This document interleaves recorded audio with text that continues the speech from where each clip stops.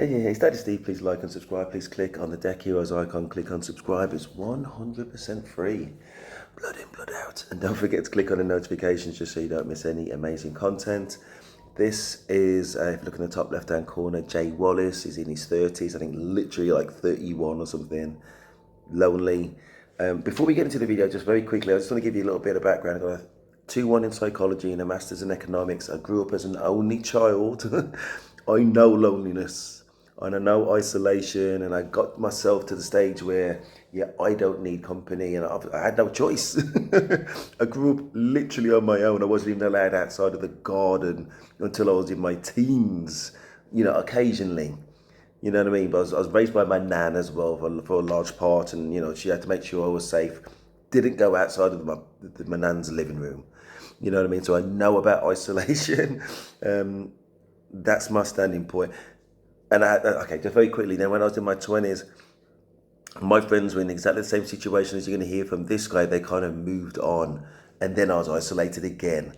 Then I had to push those. Literally, I went from more or less zero and seeing people crack on with things to having to go out there on my own. And I'll talk about this in different videos. But I just want to give you the background that, again, I know isolation. So when we hear this gentleman's story, I do empathize 100%. All right, so I'm recording this video because I'm lonely, and that's not an easy thing to admit when you are 31 years old and you feel like you should have your life figured out. But the simple matter is that I don't. I've been pursuing goals that I think are going to make me happier, and each time I reach those goals, I end up just feeling less than I did before. And the one thing that I've been burying my head in the sand about all this time is the fact that I've let my social life just slip away. I think anyone that's kind of in their late 20s or early 30s can relate to the fact you have friends that get married, they couple up, they don't tend to come out as much. Then they have children, you have people that move away, busy with work. I think it's normal for people to kind of move away from each other, but if you don't make an effort to be outgoing and to be social, then you're going to lose those friends. And the truth is, for the last 5 or 6 years, I've been very good at pretending that it isn't a problem. I've been busy with work. When I'm not working, I can quite easily stick my headphones on and play Xbox for a few hours and pretend that it's not happening. But the truth is, the longer I'm on this planet, the more I realise how important it is to have a good set of friends. And I think more than anything, I would give up everything I had to have a good circle of friends. So I've been putting off making this video for a very long time because I'm a perfectionist. I want everything to be right. I think another thing is that I have social anxiety, and so I feel like whenever I do anything, it needs to be perfect, or I'm going to get criticised or judged. And it's easier for me to hide away from the world than to face the possibility of being criticised or judged. But the truth is, all the happiest times in my life have always been shared with people. I found a new job in sales, and I've been quite successful to a certain extent. And bought a nice car, moved out my parents' place, I'm now buying my own place instead of renting. But the truth is that none of it's made me any happier. I've got books and books and books of self-help, and none of it has helped because I'm trying to make myself better all the time, and I'm not trying to do it for myself. I'm trying to do it for validation, and it's completely the wrong way to do it.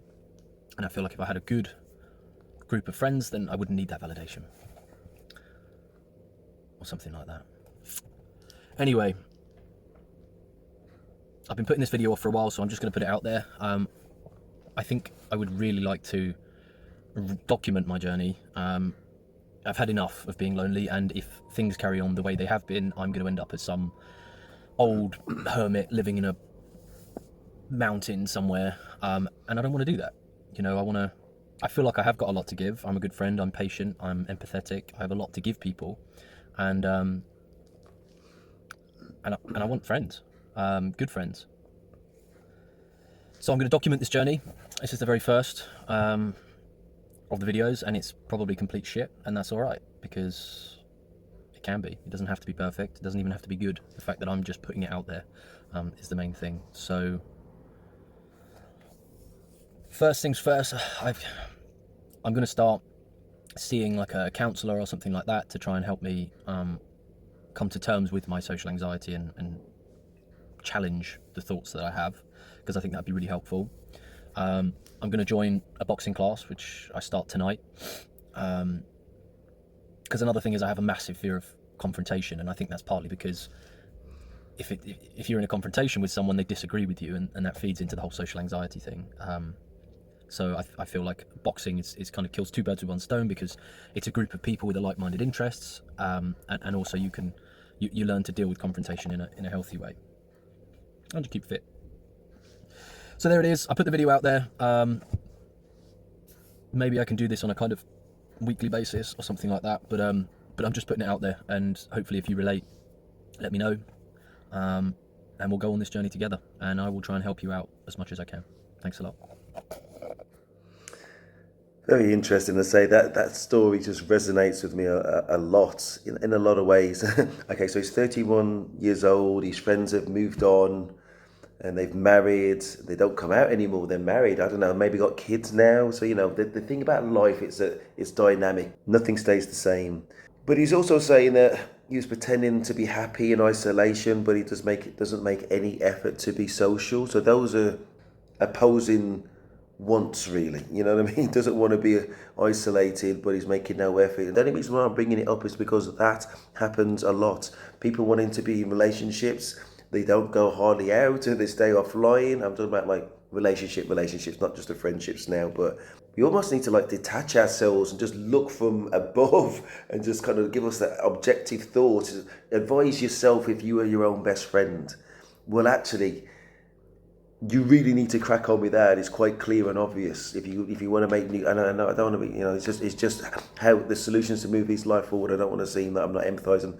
I lived that life, as I said right at the start of the video, and then just make it happen. Just cut out the excuses. Do what you got to do.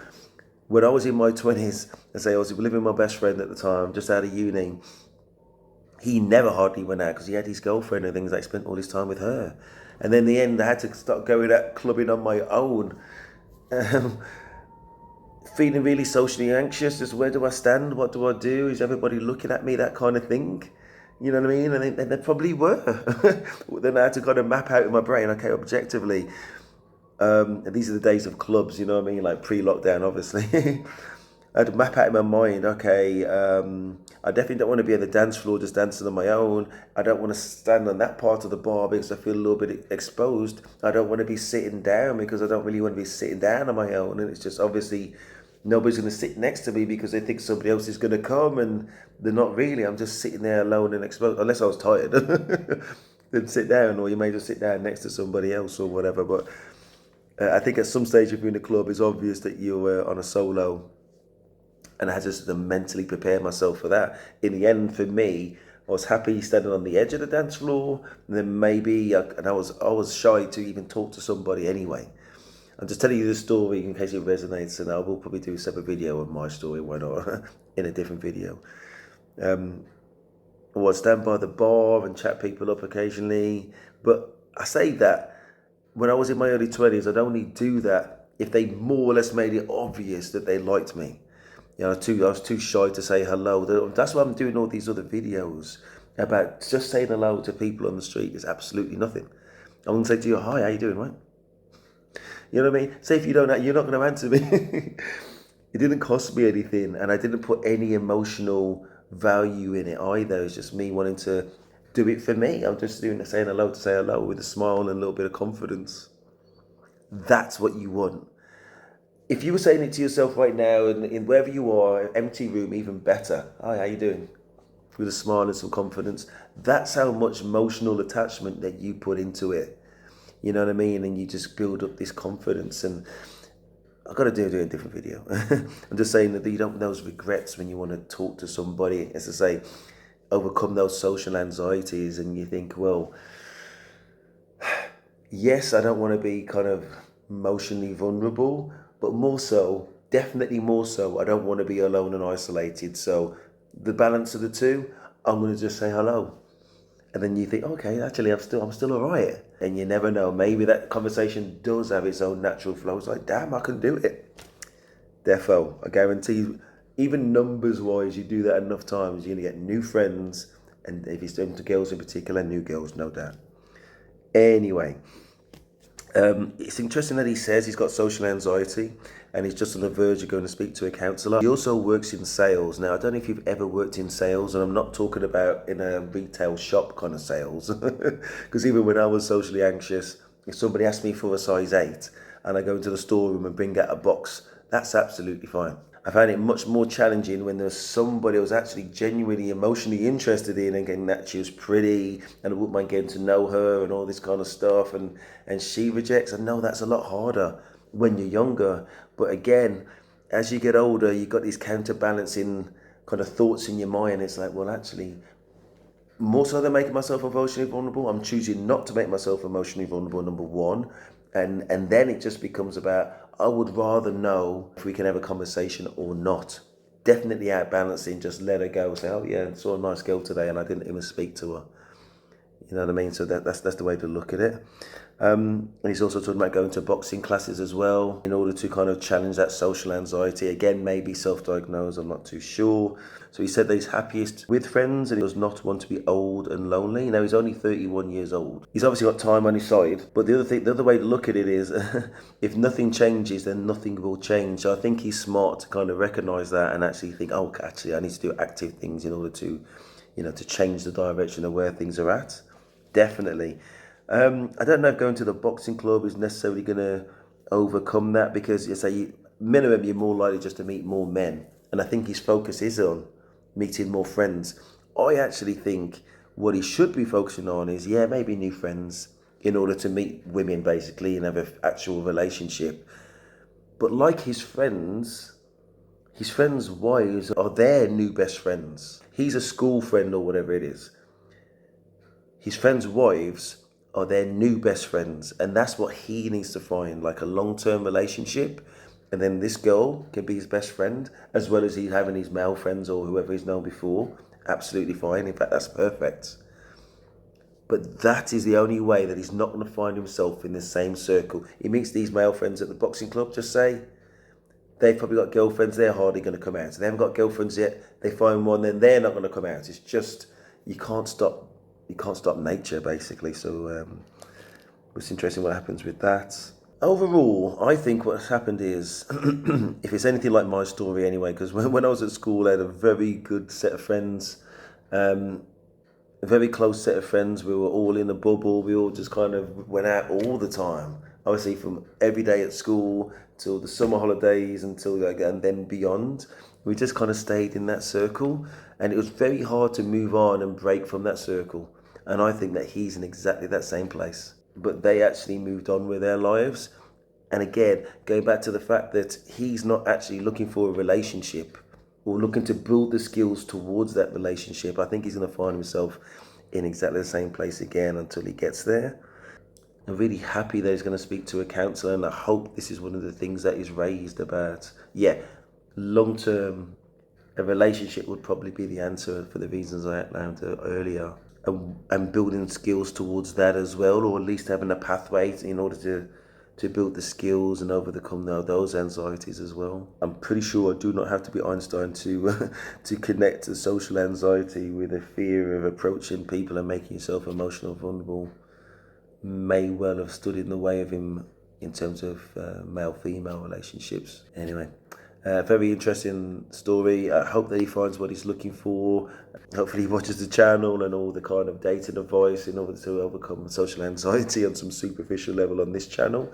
I think he needs somebody with a tailored plan and somebody that's psychologically trained. I've got a 2-1 in psychology, but I haven't had a chance to ask him any questions in order to put him on a pathway. But I think he probably needs a little bit of that. I'm not saying he's got something that's insurmountable, but I just think a tailored pathway could just make him overcome those obstacles, which are definitely possible for him, and then his life's going to be rolling. So very interesting. It's very interesting that he's choosing to document this thing, because normally, as I said, you need to kind of have that bird's eye view of your own life in order to solve it and give advice. He's definitely not there right now. you know what I mean, or to give advice to anybody, I don't think. But yeah, it's a very sweet story. It's a very familiar story to me. I hope it's of interest to you guys. Please like, subscribe, Daddy Steve, and I'm out.